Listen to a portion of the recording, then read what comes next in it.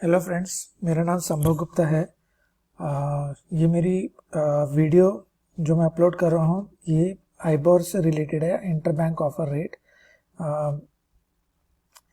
ये recently BCA institute ने एक अमेंडमेंट प्रोवाइड किया है relating to the hedge accounting.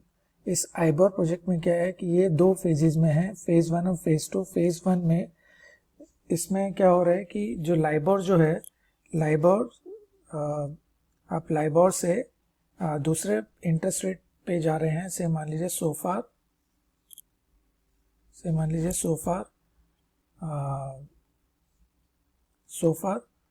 या फिर सोनिया, और एक जापानीज का भी रहता है दूसरा।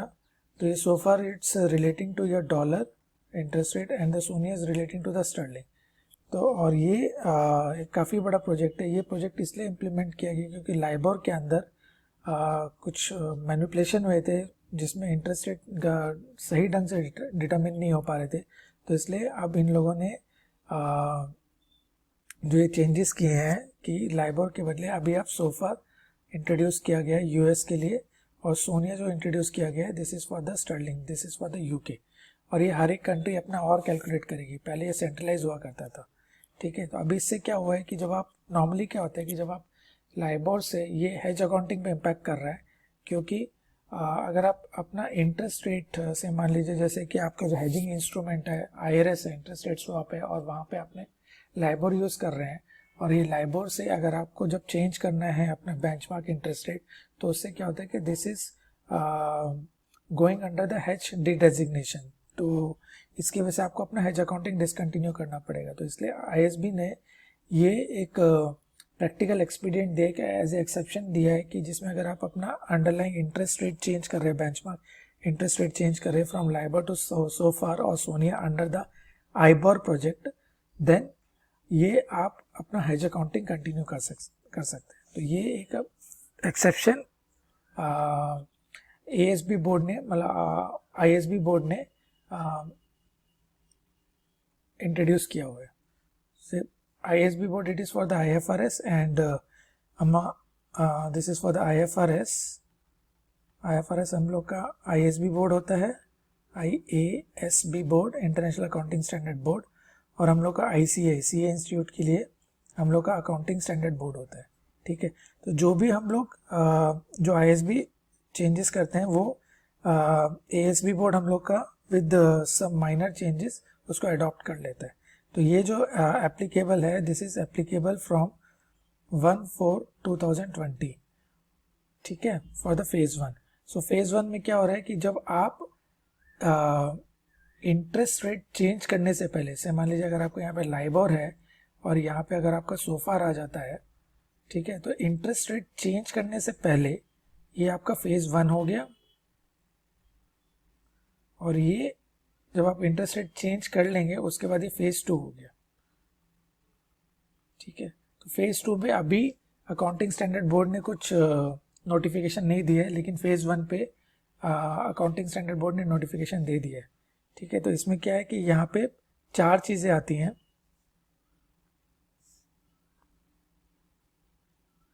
यहाँ पे चार चीज़ें आती हैं जिसमें हम लोग के अकाउंटिंग स्टैंडर्ड बोर्ड ने एक्सेप्शन क्रिएट किया गया है।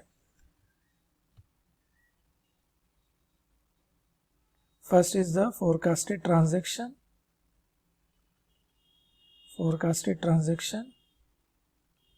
Second one is your OCI मतलब हम लोग का दूसरा नाम क्या हो गया, cash flow hedge reserve. Third thing is your hedge effectiveness test. तो हेज इफेक्टिवनेस टेस्ट में हम लोग क्या करते हैं, हेज इफेक्टिवनेस टेस्ट में हम लोग क्या कर रहे हैं, एक प्रोस्पेक्टिव होता है और एक रेट्रोस्पेक्टिव होता है। I am presuming that you know कि प्रोस्पेक्टिव क्या होता है और रेट्रोस्पेक्टिव टेस्ट क्या होता है। अगर आपकी कुछ क्वेरी है तो आप अपना कमेंट सेक्शन में लिख सकते हैं, so that I can answer on those queries, okay. And the fourth one is your risk component,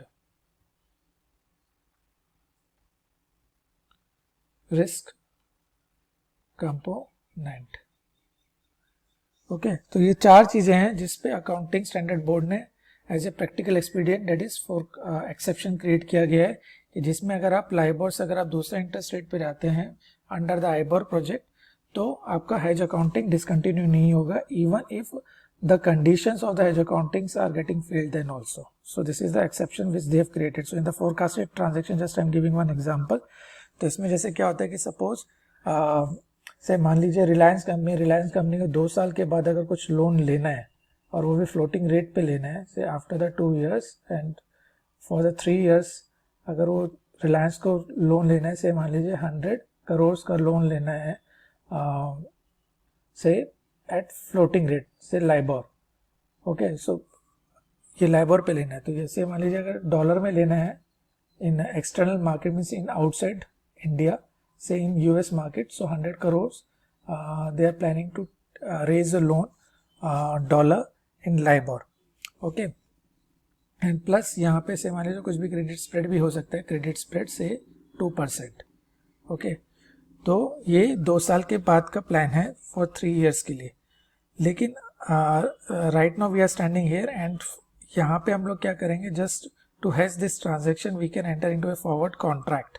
ठीक है, and this forward contract will be in the LIBOR because Reliance is planning to take a loan in the LIBOR. Okay, but say after 1 year Reliance को ये LIBOR rate नहीं मिलेगा, sofa rate मिलेगा. तो अगर अब ये आफ्टर द 1 year तो यहाँ पे सेकेंड ईयर के एंड पे वो सोफा रेट से लोन रेज कर सकता है और यहाँ पे जो आपका फॉरवर्ड है ये LIBOR रेट पे है. तो इससे क्या होगा कि ये दोनों मिसमैच हो रहे हैं. तो इससे क्या होगा कि आपका हेज इनइफेक्टिवनेस हो जाएगा and it is leading to the it can lead to the discontinuation of your hedge accounting. तो इसके लिए इन लोगों ने क्या किया है कि एक्सेप्शन क्रिएट किया है कि जिसमें आप प्रिज्यूम कर लीजिए कि आप लाइबोर पे ही लोन रेज करेंगे. ठीक है, this is under the project of the IBOR scheme. तो अगर आप लाइबोर पे ही लोन रेज करेंगे, जस्ट एज्यूम इट, तो फिर आपका हेज अकाउंटिंग कंटिन्यू रहेगा. तो जस्ट ये एक as a practical expedient create किया गया है कि जिसमें you can continue with your hedge accounting even if you are changing your benchmark interest rate, that is your underlying interest rate from LIBOR to SOFR. Okay, so this is the first thing. And in the OCI में क्या रहता है कि अगर ये आपको पता होना चाहिए कि ओसीआई में जो भी बैलेंस रहता है वो आप पीएनएल में ट्रांसफर करते हैं except for the equity. Equity के लिए अगर आपने हेज कर रखा है तो इन IFRS 9. ठीक है, तो यहाँ पे आपको अपना अमाउंट ट्रांसफर करना पड़ता है पीएनएल में. So this can be done on the basis of your SLM, या तो आप SLM के बेसिस पे करते हैं या फिर आपका दूसरा कोई और भी मेथड हो सकता है. से मान लीजिए effective interest rate method. Simply just you are amortizing your balance of the OCI from OCI to the P&L. ठीक है, तो similarly here also कि अगर आपका जो भी अगर आपका हेज अकाउंटिंग डिसकंटिन्यू होता है तो on the spot you need to transfer it to the OCI balance. ठीक है, तो यहाँ पे एज एक्सेप्शन क्रिएट किया गया कि जैसे कि अगर आप लाइबोर से सोफार पे जाते हैं, सो देन ऑल्सो अगर आपका हेज अकाउंटिंग डिसकंटिन्यू हो रहा है तब भी आप अपना OCI बैलेंस को जो आप मेथड फॉलो कर रहे हैं स्ट्रेट लाइन मेथड, उसके बेसिस पे भी आप एमोटाइज कर सकते हैं. ठीक है, तो on the spot you don't need to transfer the balance whatever is there in the OCI to the P&L when your hedge accounting is getting discontinued. So this is also one of the exception.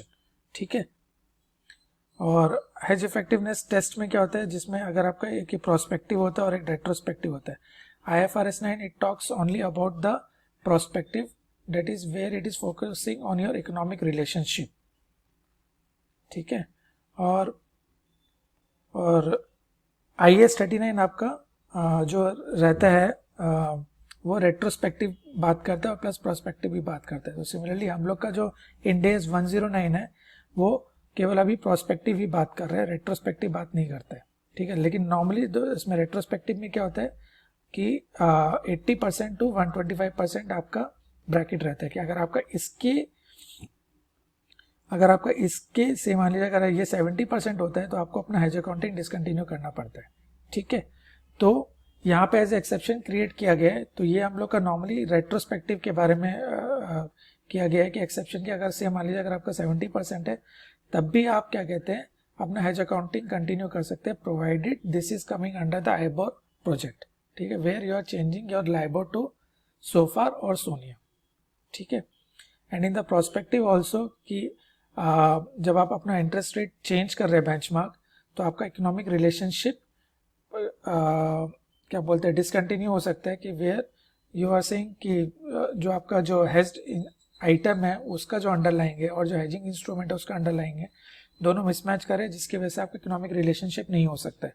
तो लेकिन this is the it is coming under this project कि जहाँ पे आप LIBOR से other interest rate पे जा रहे हैं सोफार और सोनिया पे, तो आप अपना even if your economic relationship is not there then also you can continue with the hedge accounting, ठीक है।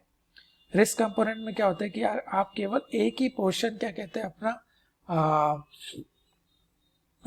हेज कर रहे हैं। से मान लीजिए कि जैसे कि HSBC बैंक है, HSBC बैंक ने अमेजोन को लोन दिया है, अमेजोन को लोन दिया से $10 मिलियन का, और इसमें लाइबोर के रेट से इंटरेस्ट रेट चार्ज करे plus the credit spread of से 2%।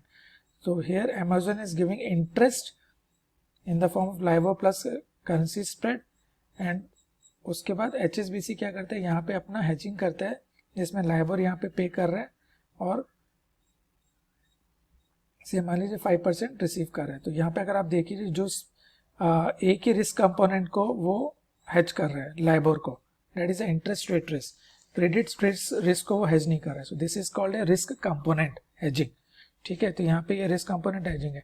तो यहाँ पे भी क्या है कि अगर आप जब से आफ्टर द 1 ईयर HSBC को भी अपना लाइबोर से अगर सोफार में आना है, तो यहाँ पे अब क्या होगा कि मिसमैच हो गया कि लाइबोर यहाँ पे है और यहाँ पे आपका सोफार है, तो then also you can continue with your hedge accounting, ठीक है, क्योंकि this is the practical expedient which is created by the ASB board you can say और ISB बोर्ड। तो आई होप आपको ये लेक्चर समझ में आया होगा। सो this is only the phase 1। So later on मैं आपको फेज 2 के बारे में भी बताऊंगा जब क्या कहते हैं ISB और ASB बोर्ड नोटिफाई करेगा, ठीक है, प्रोजेक्ट फेज 2 के बारे में।